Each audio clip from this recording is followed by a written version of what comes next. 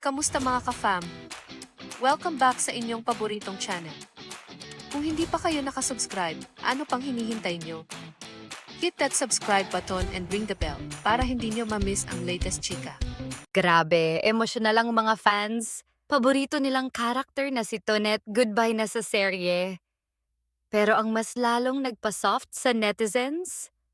Ang heartfelt message ni Dingdong Dantes para kay Shuvi Etrata.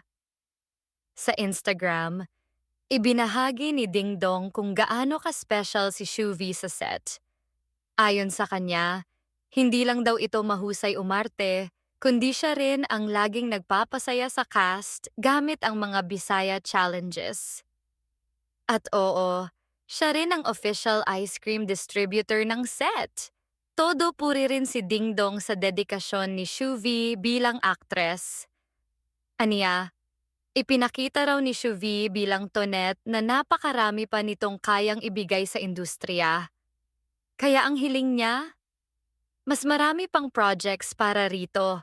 Hindi rin napigilan ni Shuvi ang emosyon at inaming umiiyak siya habang pinapasalamatan si Dingdong.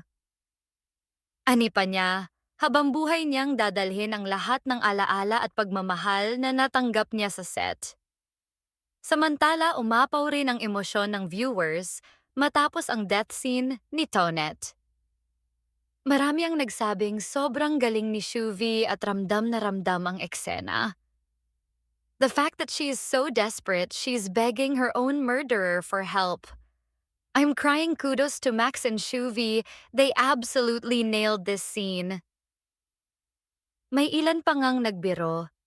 Sana maging ghost si Tonet sa Master Cutter para masaya pa rin. Meron ring nanghihinayang. Sayang ba't nawala na si Shuvi ang galing pa niya umarte. Sayang naman.